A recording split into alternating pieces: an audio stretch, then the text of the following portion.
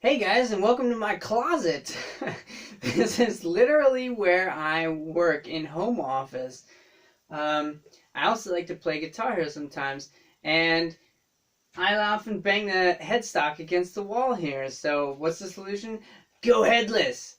So, if any of you are in prison or have some other dumb reason for spending most of your waking hours in the closet like me, then come on in here and I'm going to show you a review of headless bridges so you can get to work on your next headless guitar design.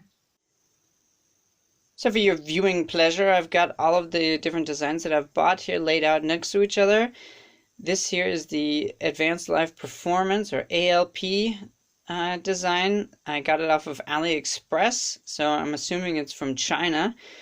This is the Hipshot design from New York. This one here is Mera guitars out of Ukraine. This is TFM, or Technology for Musicians, from Italy.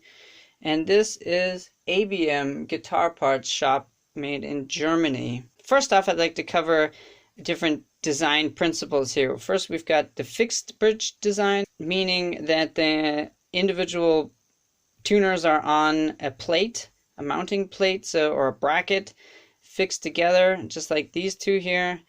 Or we have the alternative, the single bridge design. So they have some different pros and cons. The mounting base here on these two designs, it allows for easier installation. So you've only got 4 screws here in this base bridge. And in this one here, you've also got only 4 screws because it's a tremolo design. You've got 2 here and then 2 in the inside for the springs. It's a bit easier installation because you also have 2 screws per bridge, or in the case of the Mera design, 4 screws per bridge that you have to install and precisely position. It can be kind of a pain in the butt doing that, but you have the freedom of using whatever angle for multi-scale you want. You can also space them at any distance, limited of course to the thickness here, or the width there. So if you wanted to, as you can see, these are thicker as well, so they have to be spaced a bit farther by default, but these ones can be spaced, I don't know, about 13 or 14 millimeters apart. Or you can take them all the way up to 20. These are fixed at 20 millimeters apart, which is very far for bass. Also, guitar ones have a fixed distance between the strings, so that's what I mean. If you want to have a little bit closer together, you can go a little bit closer together, or a bit farther apart. You can do it whatever you want there with these single ones, but with these fixed design, you are fixed. So if you do decide to go with individual ones, I would suggest that you use kind of a spacer, or a block with uniform sides on it, and you position it between each one of these that you're going to use, and that way you're going to have a uniform spacing for all of your strings. Of course, that's only if you want that. If you don't want that, if you want to have your lowest string super far away from the rest, that's your choice too. You have the freedom with these single bridges. So now I'd like to talk about the tuning mechanisms of each. This ALP design is definitely the most unique of all of them because it sticks with the principle of using tuning pegs. You basically just stick the string in, and it's best, I've noticed, if you wrap it around the bottom and have the post pull the string down instead of up, then you get some break angle on it. The ALP bridge comes with a little magnetized tool that's mounted in the side here. You can take this out and plug it in, and you have a little crank there for tuning these if you need it. I noticed a lot of times I don't even really need this. But this is a bass bridge, so I assume if you go with the guitar ones, you have even smaller tuners, which makes it even more difficult to turn these. Another negative is, say you've got the string end poking out like that, and then you're playing, and you want to palm mute all of a sudden, you lay your hand on a nice sharp point there, ow! Technology for musicians, ABM, and Hipshot, I'll use the same concept of using kind of a claw where you put the ball end of the string here in there and you pull it, and then you can pull this back, and as you can see, it just popped out of the claw right there. So you can pull it back, and once it's back far enough to not be able to pop out, then you can pull it all the way up to the headpiece and lock it in place, and then you can tune it however you need. That's what's particularly annoying about the Hipshot one, actually, is because not only do you have to go through the saddle, you have to put the string through the saddle here, but you also have to hook it in this claw back here and pull it tight, and hope that it stays in that freaking claw instead of popping up into the saddle again. I actually have to use a tool to push it into this claw because the springs are also kind of in the way. Not so cool. This Mera Guitars one is the best one in my opinion. It uses a locking screw here where you just cut off the ball end, stick it in, and then fix it, and then you're free to go to the nut side and fix that in, lock it in place, and then you can start tightening it up.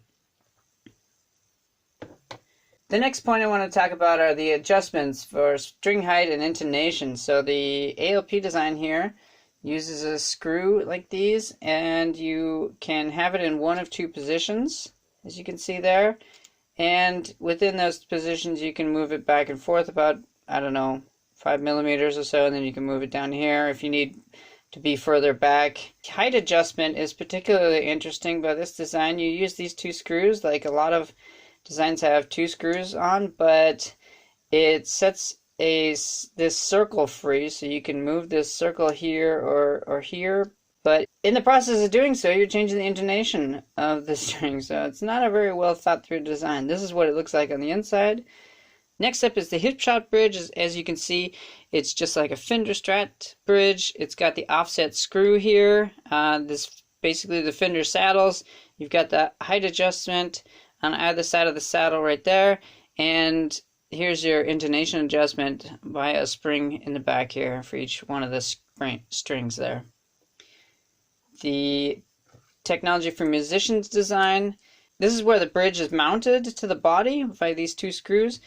Then these three central holes here have two screws in them, and you can move this screw over here, and as you can see, it just moves the bridge back and forth, and then you lock down these screws once you've settled on the intonation that you want. Of course, you have to get the string out of the way in order to do this, so it's kind of a one-time setup deal that you can't really adjust on the fly anymore like you can this one. This one's much better in that regard, that the intonation, once you've got it mounted, yes, you have to loosen the screw that's right there, but access is granted to the intonation screw right here. You can just reach in with a tool and adjust it as you need. So that's kind of cool, but still you need to tighten this again once you're done. Height adjustment of the bridge or the saddle is right here in the middle, so it's quite unique that way. Also an Allen key. So this thing is all Allen keys. The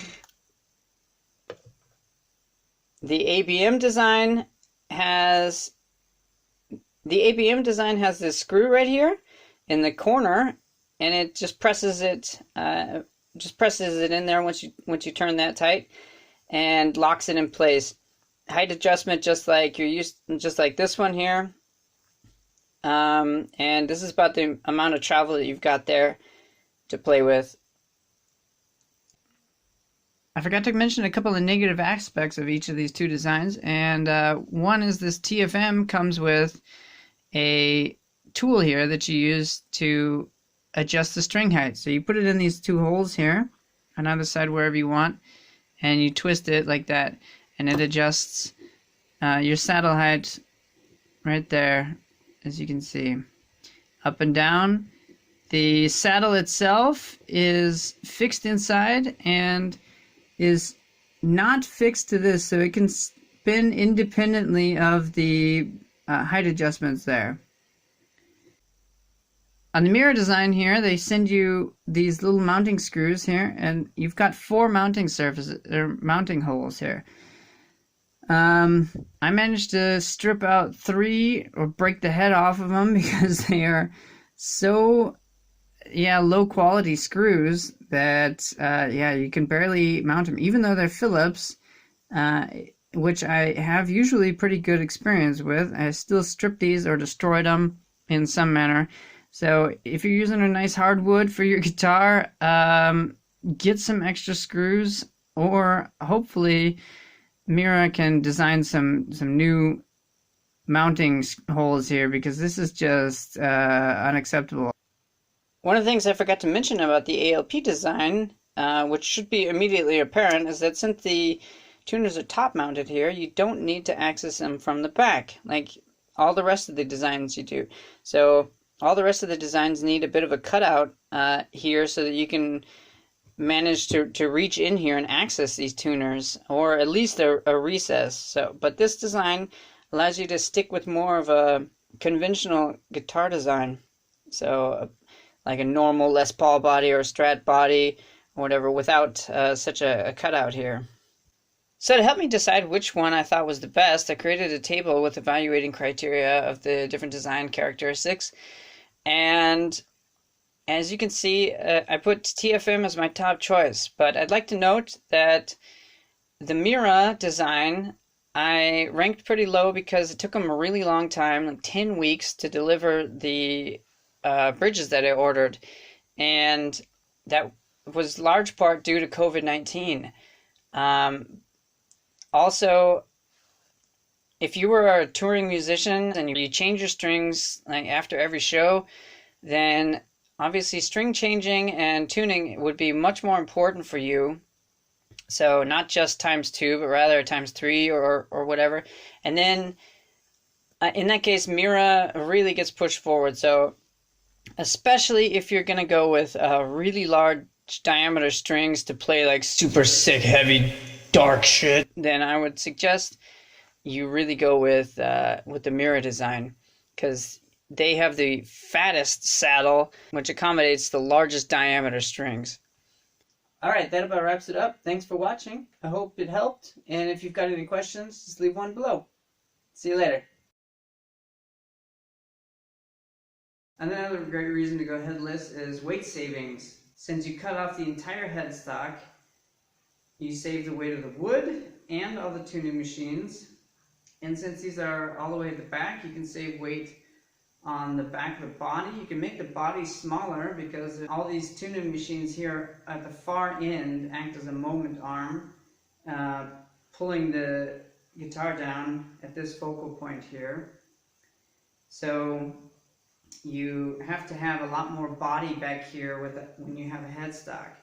Improved tuning stability is also a good reason to go headless, because there's almost no string past the nut or the saddle. Don't have any string slippage as it passes through the nuts. There's also no sympathetic vibration in the strings past the nut or past the bridge here. Obviously there's no string past the bridge or past the nut here, so no sympathetic vibrations.